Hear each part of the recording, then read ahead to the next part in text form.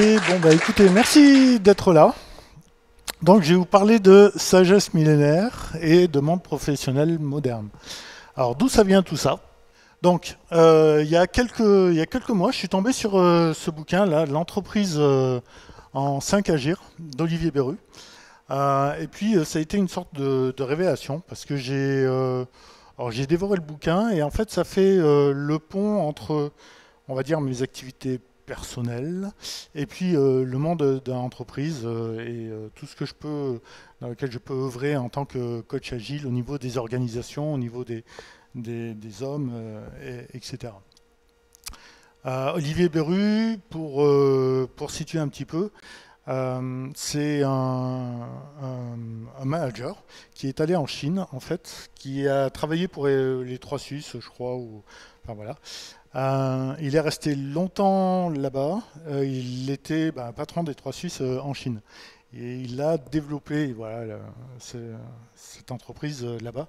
Et il s'est pris un petit peu un clash, on va dire, parce qu'il a été confronté à la culture chinoise et puis il est revenu avec, voilà, avec tout plein d'enseignements. C'est quelqu'un que j'ai pu avoir au téléphone et on échange assez régulièrement et il est super abordable. Et puis voilà, ce que je vous propose, voilà, toutes les infos que je vais vous donner, elles sont tirées et de là et de la culture ancestrale chinoise, on va dire. Et ce que je vous propose déjà dans un premier temps, c'est de poser un regard différent. Aujourd'hui, mettez votre cerveau un petit peu de côté, en tout cas une partie de votre cerveau, c'est-à-dire toute la partie rationnelle, cartésienne, une chose entraîne une autre, etc., etc. On ne va pas être là-dessus, très clairement. Par contre, on va être sur une pensée qui est un petit peu plus analogique. Analogique, c'est-à-dire on va aller observer ce qui se passe, on va faire ça de façon empirique. En fait, on va faire ça. Plutôt, les Chinois ont fait ça depuis très très longtemps, et c'est de ces enseignements-là qu'on va discuter. Avec un prisme, c'est finalement considérer l'entreprise comme un être vivant.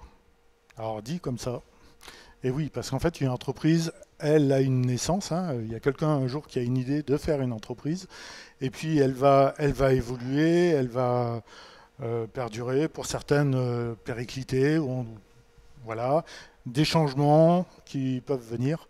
On est bien placé là chez Zenica, hein, on est en plein changement, en pleine transformation de l'organisation. Et ben, c'est un peu de ça dont on va parler. Et pour ça, je vais d'abord revenir un petit peu sur le médecin. Le médecin en Chine, alors je parle bien de la Chine ancestrale, maintenant ça a un petit peu changé, hein, ça s'est occidentalisé, etc. Mais il faut savoir que le médecin, à l'époque, en tout cas dans la médecine traditionnelle chinoise, son but, en fait, c'est de garder les êtres vivants. Alors dit comme ça paraît évident, mais en fait, l'état normal d'un être, c'est d'être en bonne santé. Donc ça, c'est vraiment ça.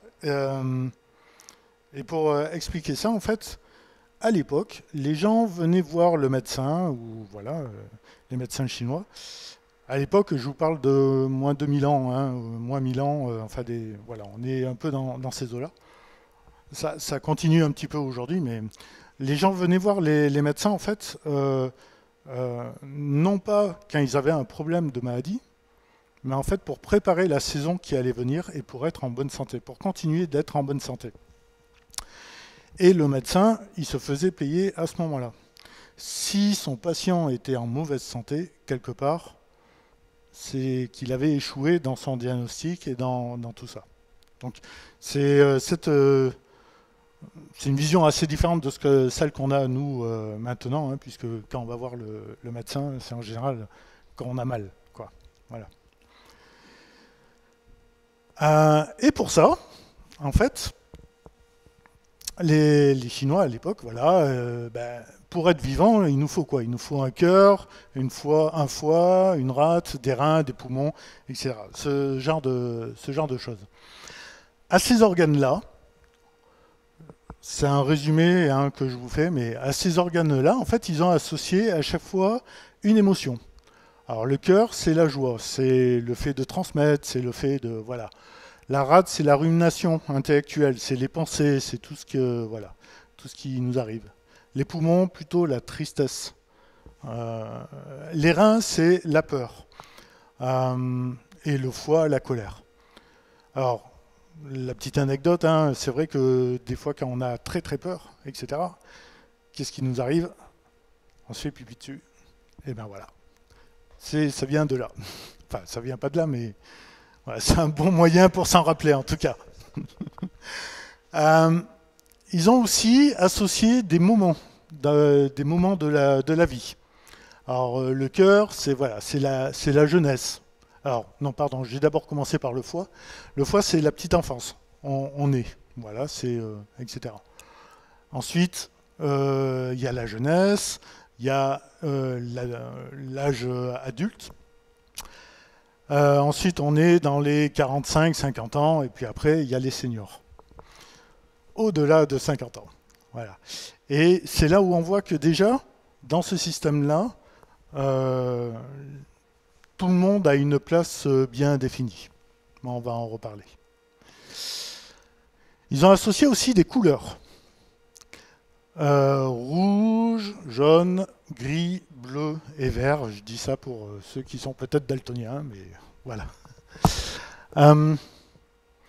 Pour simplifier, en fait, ils ont appelé la joie, le cœur, la joie et le cœur, etc., le feu. La terre, le métal, l'eau et les bois. Et ça, c'est ce qu'on appelle les 5 agirs. Wuxing en chinois. On connaît aussi sur le terme des 5 éléments ou des 5 mouvements. Voilà, il y a plein de choses. Moi, j'aime bien les 5 agirs. Et on va voir pourquoi, parce qu'il y a l'idée de mouvement dedans. Et ces 5 agirs, en fait, ils répondent à 3 lois. La première loi, la raison d'être, en fait, c'est le feu, il est là pour donner du sens. Donc, on a vu qu'il était associé à un certain nombre de choses. Pour l'instant, on va simplifier, on va retenir le feu et c'est donner du sens. La terre, c'est réaliser les choses. Voilà, on est vraiment dans la terre, etc. Le métal, c'est couper, c'est arbitrer, c'est sélectionner. L'eau, ben, on a l'image, c'est transmettre, hein, c'est voilà, irriguer, c'est donner à vie, transmettre. Voilà. Et le bois, c'est conquérir. Alors conquérir, hein, ça aussi, l'image qu'on a souvent, c'est quand on a abandonné un endroit depuis très longtemps, on dit que la nature reprend ses droits, elle vient à la conquête, elle revient à la conquête de cet endroit-là. Voilà. Donc ça, c'est raison d'être. Entre ces 5 agirs, il se passe des choses. Il n'y a pas que ça. Chacun va venir nourrir l'autre. Alors par exemple, hein, on comprend bien, l'eau va venir nourrir le bois. Le bois va venir nourrir le feu. Le feu, eh ben, une fois que le bois est consumé, ça devient des cendres et ça vient nourrir la terre. La terre va venir nourrir le métal. C'est dans la terre qu'on trouve le métal. Et le métal va venir nourrir l'eau. Alors encore une fois, on part simplement d'observation des Chinois et de la nature. Et ils avaient remarqué que pour avoir une eau potable, en fait, il fallait la filtrer, il fallait du métal ou du charbon ou des choses comme ça. Donc le métal vient nourrir l'eau, etc., etc. Et on voit que c'est un cycle continu.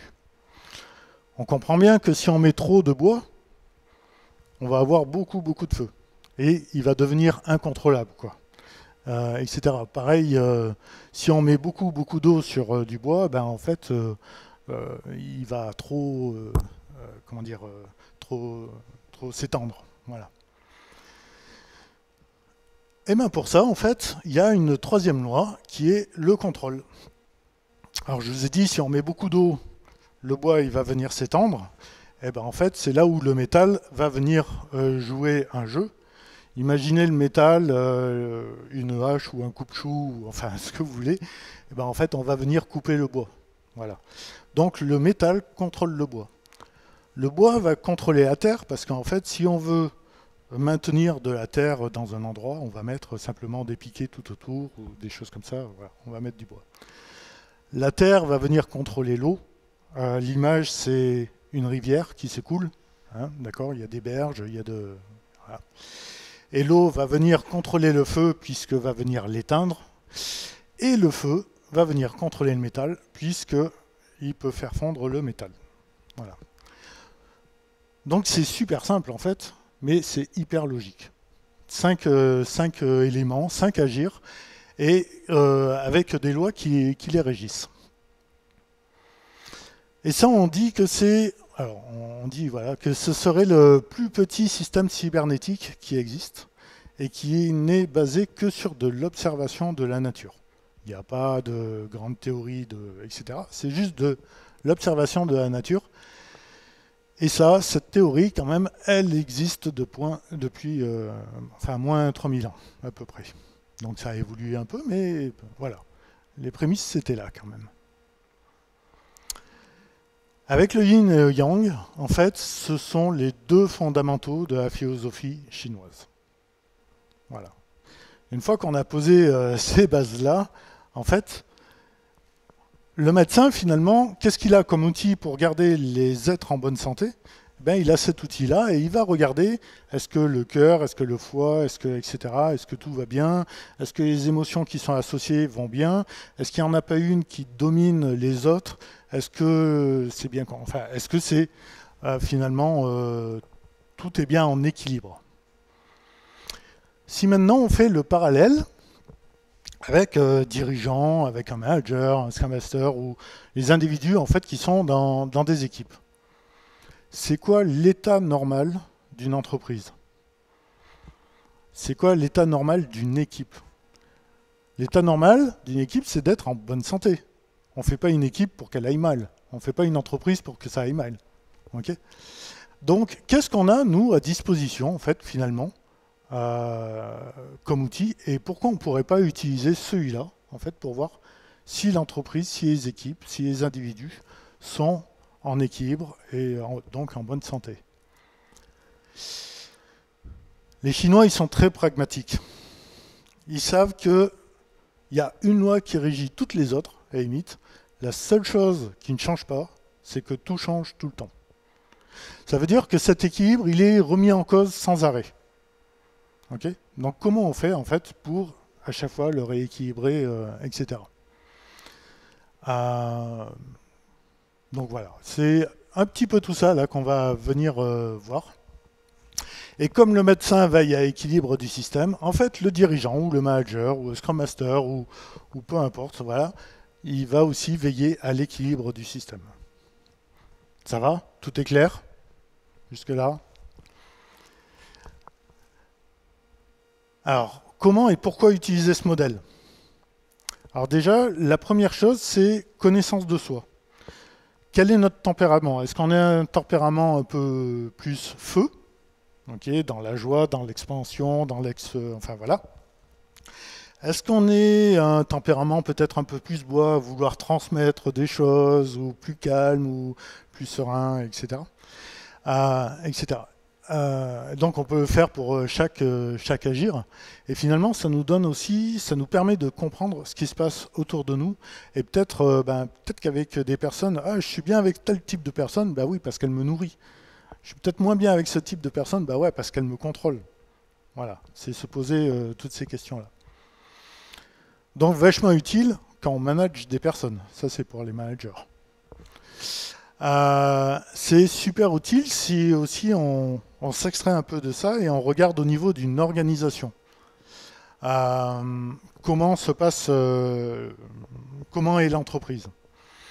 Et puis gérer toute la complexité et voilà, tout ce qu'on va voir maintenant. Alors, se connaître. Se connaître, je vous ai mis deux tests. Voilà. Alors, il y a un premier qui est là, et puis il y a un deuxième, je vous le redonnerai à la fin, ça va sur un formulaire sur un site et sur mon site et vous pourrez comme ça scanner et voir quel est votre agir prédominant, on va dire. Voilà. Je vous le redonnerai après. Le test il est rapide, il prend 15 minutes environ. Donc voilà. C'est bon, tout le monde a scanné? Non? Tu le verras à la fin. Donc se connaître.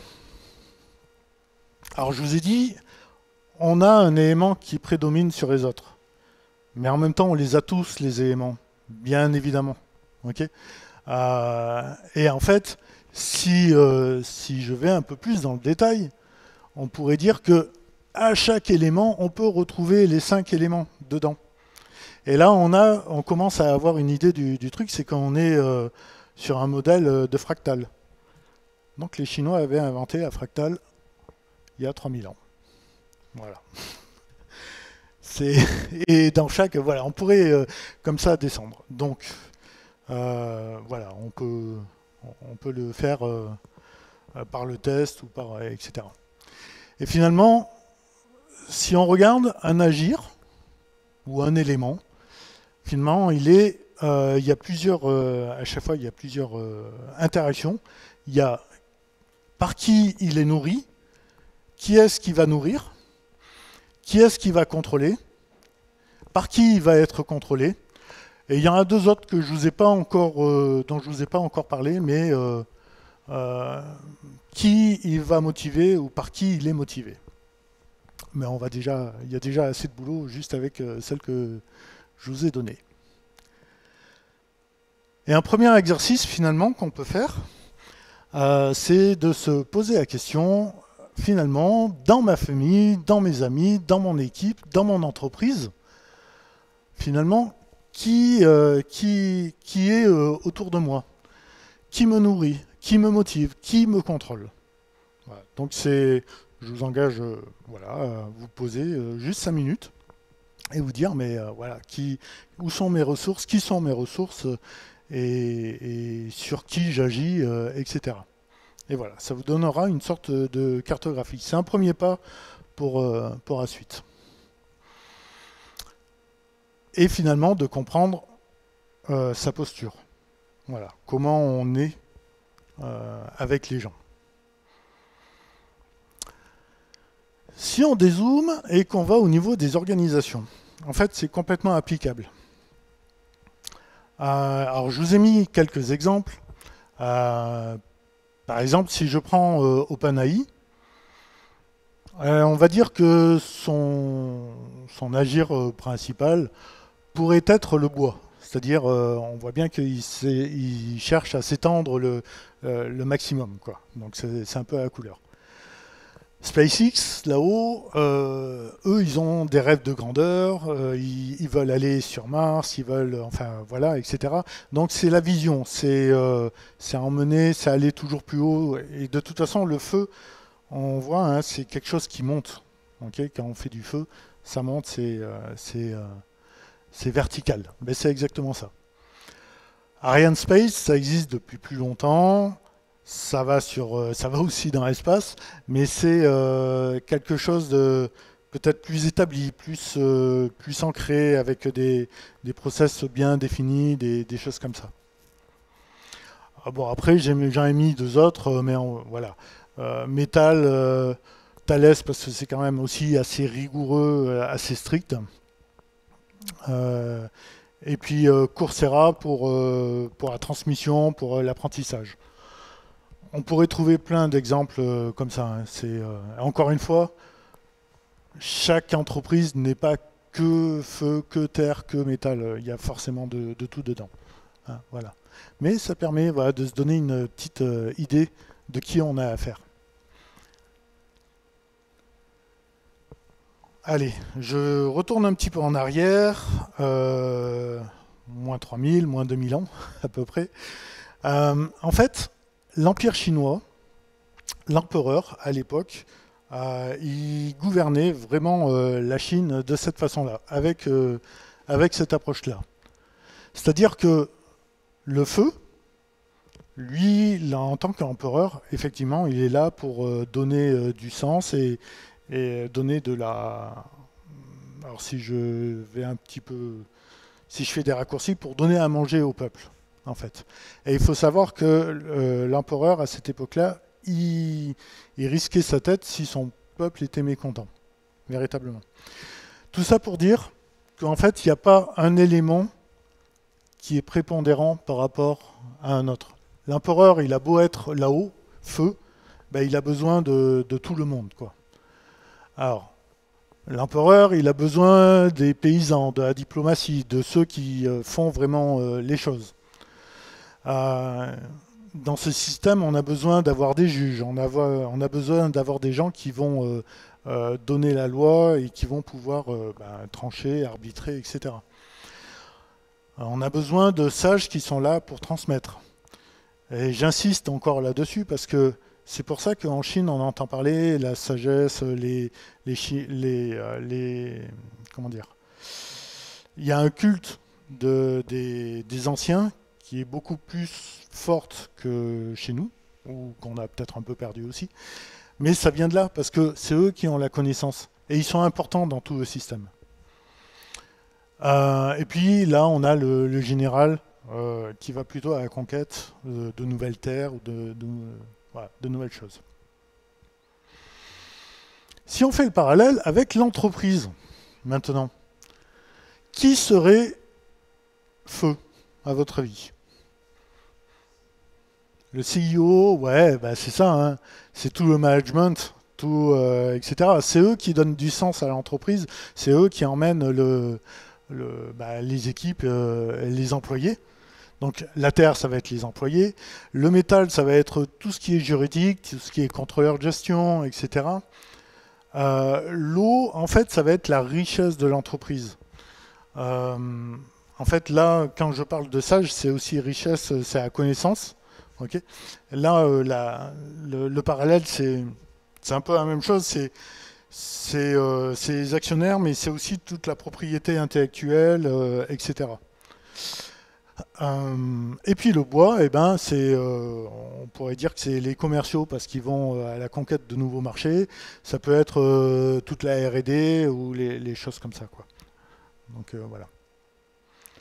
Donc vous voyez qu'on arrive à faire des parallèles. Et ce que me racontait Olivier, la première chose, Olivier Beru, donc, la première chose euh, quand il est arrivé en Chine, on lui a dit d'aller dans un cours de management à la chinoise, en fait. Et qu'est-ce qu'on lui a appris? Ça, en fait. On lui a pas appris à manager des hommes, non, on lui a appris ce système-là. Parce que c'est encore ce système, quelque part, qui prévaut dans la pensée chinoise.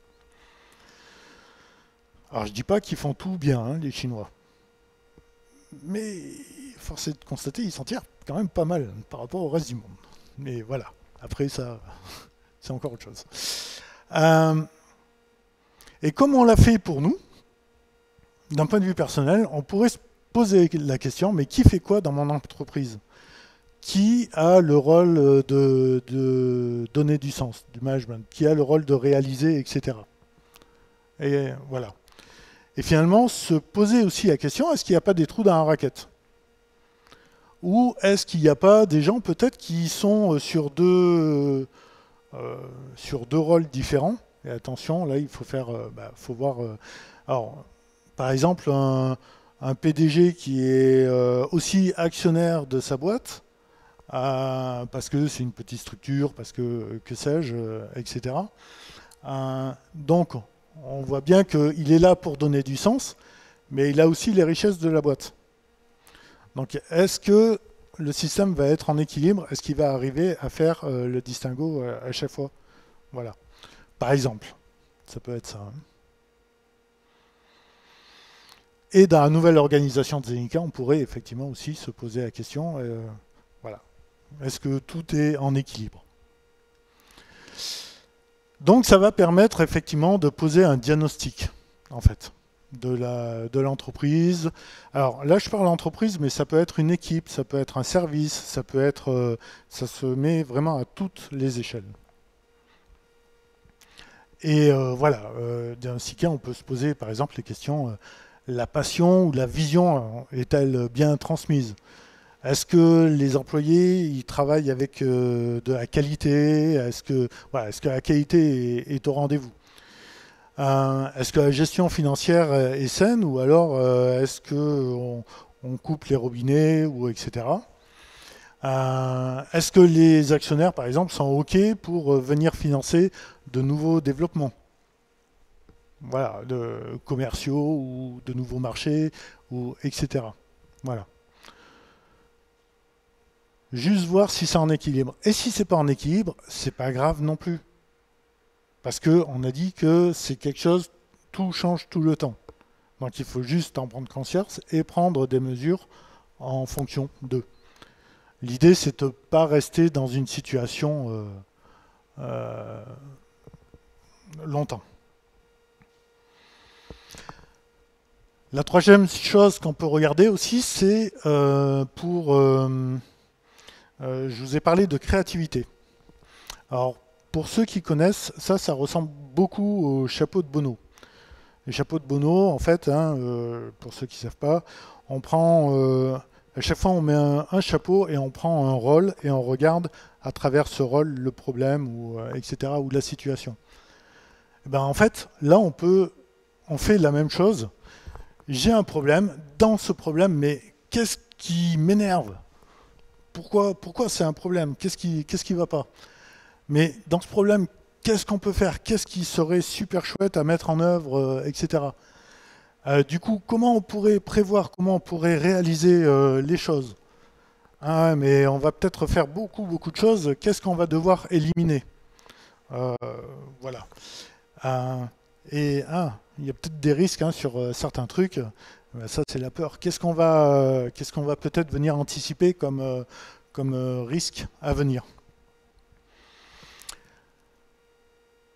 Donc finalement, voilà, innover, créer, donc changer de paradigme, organiser le collectif, résoudre, créer du lien, décider, trancher, renoncer, regarder la situation avec distance.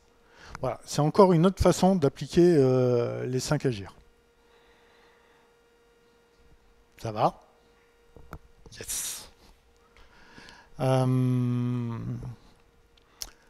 Ensuite, je vous ai parlé de la loi qui dit que la seule chose qui ne change pas, c'est que tout change tout le temps.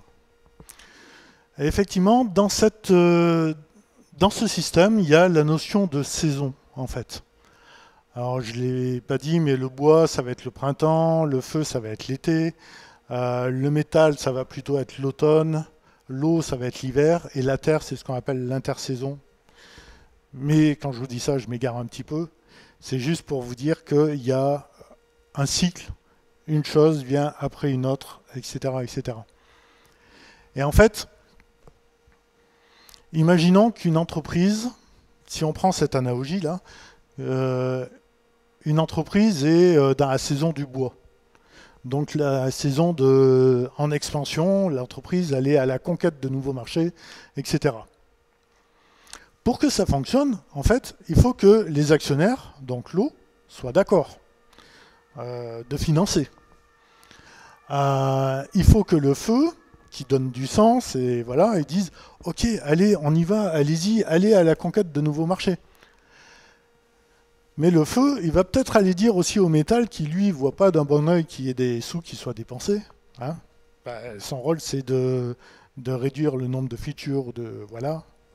Il va venir contrôler le métal en disant hé, métal, comme c'est toi qui dois contrôler normalement le bois, vas-y mollo.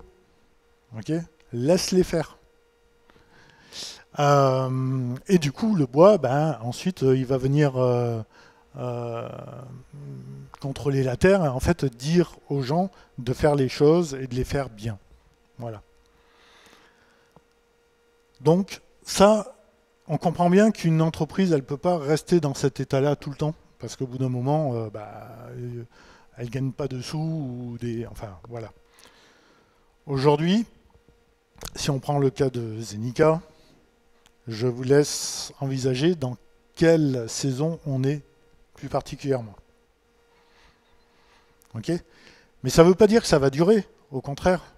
Ça veut dire que ça va tourner et qu'au bout d'un moment, eh ben, quand ça se sera stabilisé à ce moment-là, voilà, on fera ça. Et l'empereur chinois, vraiment, c'était sa façon de diriger le pays à l'époque. Il savait que à tel et tel moment, il fallait partir à la conquête de nouveaux territoires, et peut-être qu'à d'autres moments, il fallait consolider aussi certaines choses, etc. Pour l'anecdote, la muraille de Chine n'a pas été construite pour, pour protéger le pays, mais pour empêcher les généraux qui étaient un peu trop impulsifs, on va dire, d'aller à la conquête de nouveaux territoires. Donc voilà, c'était ça le truc. Alors, ensuite, ouais, je me suis amusé avec une IA, j'ai branché une IA sur le net, et j'ai dit, tu me cherches en fait tous les éléments, enfin les 5 agir, en fait, enfin Zenica et les 5 agir, quoi. Et donc elle m'a trouvé tout ça. Je vous laisserai lire un petit peu dans les slides, etc. Mais voilà, c'est tout ce qu'elle a trouvé sur le net. Et en fait, pour Zenica, c'est tous les thèmes sur lesquels on est. Voilà. Et ma foi, c'est relativement bien équilibré. Mais je vous laisserai juge de ça. Donc finalement, bénéfice de ce système, de ce modèle, donc ça permet un diagnostic complet et systémique d'une entreprise, parce qu'on va voir ça de façon vraiment globale, comment elle fonctionne. Encore une fois, quand je dis entreprise, je parle aussi d'équipe, je parle de service, voilà. Hein. Ou de famille aussi, dans votre vie personnelle, ça marche aussi. Donc, permet de définir une stratégie adaptée à la situation, là, c'est ce qu'on a vu un petit peu. Permet de stimuler la créativité. Permet de comprendre et de manager son entreprise comme un être vivant et se dire, notre entreprise, voilà, elle a une vie et c'est pas simplement un enchaînement de processus, quoi. Alors vous allez me dire, ouais, c'est bien beau, Manu, ton truc, etc.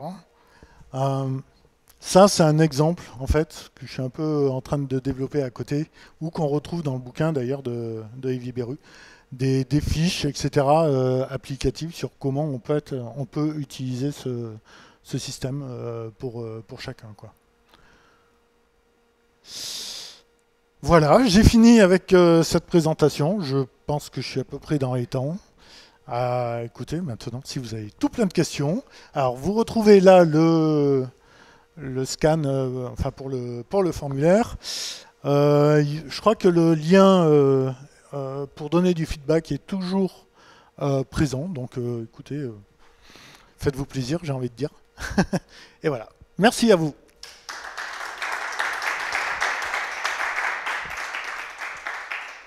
Et est-ce qu'il y a des questions ? Alors, dans le chat, n'hésitez pas à mettre des questions, des choses comme ça. Hein. J'en ai une de mon côté. Mathilde en a posé une, je sais pas vrai. Comment est-ce que l'empereur ou à l'époque, il gérait comme on disait, l'inconstance? Est-ce qu'il essayait de diminuer la chose qui prenait du dessus ou est-ce qu'il essayait d'augmenter les autres? Parce que j'imagine que souvent, il n'y a pas qu'un seul élément qui est prédominant. Souvent, il y a un élément qui va, comme tu disais, qui va alimenter un autre. Donc, du coup, ça risque d'être une réaction en chaîne. Donc, comment est-ce que c'était géré? Est-ce que c'était nivelé par le bas, nivelé par le haut? Est-ce que tu as une idée? Alors, en médecine chinoise, puisque c'est un petit peu aussi de ça dont on parle finalement, c'est si quelqu'un est très en colère, etc., donc on va dire que ça se passe du côté du foie, donc du côté du bois. Okay, donc finalement, on va se dire, est-ce que finalement il n'y a pas un petit peu trop d'eau qui vient le nourrir? Et voilà. Ou est-ce que finalement le métal est un peu déficient et ne contrôle pas assez? Donc la réponse, c'est en fait, on va regarder, encore une fois, de façon systémique, toutes les interactions qu'il y a. C'est pas aussi tranché que ça. C'est beaucoup plus fin, on va dire. Il y a une question de Mathilde. Est-ce que tu as déjà fait un diagnostic avec ce modèle? Et si oui, quel résultat? Alors, j'ai pas encore eu l'occasion de véritablement faire un diagnostic complet d'une entreprise avec ça. J'ai un petit peu voulu commencer avec Zenica, mais on se rend bien compte en fait que là on était dans une sorte de changement, de réorg, donc en fait c'est pas juste, faut juste attendre un petit peu que ça se stabilise et qu'on en sache un peu plus. Enfin, le modèle là, j'y travaille depuis 2-3 mois, hein, donc voilà, c'est encore assez récent. Par contre, Olivier, oui, lui, il a des exemples. Et de toute façon, il a managé les 3.6 en Chine avec ce système, quoi. Voilà, c'était une question de Mathilde. Est-ce qu'il y a d'autres questions? Peut-être à distance? Non, tout est clair, net, limpide. Vous pouvez mettre vos caméras, hein, si vous voulez, à distance. Et du coup, toi, t'es quoi comme prédominance T'as dit qu'on doit faire le test pour savoir quel est notre truc, mais toi, quel est le tien? Alors moi, ma prédominance, je suis plutôt haut. Sagesse. Voilà. De toute façon, non, mais parce que oui, c'est d'armature et que j'aime bien transmettre aussi. Donc voilà. Après, ça change aussi avec les périodes de avis, parce que moi, ce que j'ai pas forcément dit, mais quand on est dans la jeunesse ou jeune adulte, etc., on veut aller conquérir le monde, quoi. On veut dépasser ses limites, etc. On est très feu à ce moment-là, de toute façon. Après, plus ça avance, 45, 50 ans, on est plus métal parce qu'on va se dire, ouais, ça c'était important à l'époque, c'est plus aussi important pour moi maintenant. Donc, en fait, on va couper un petit peu les trucs qui nous paraissent plus nécessaires. On met les priorités différemment, quoi. Donc voilà. D'autres questions? Non. Écoutez, de toute façon, moi je suis disponible. Si vous avez des questions, si vous voulez avoir des sources, etc., si vous voulez, on peut en discuter, puis voir comment on peut avancer. Merci beaucoup, Manu. Merci à vous. Allez, au revoir.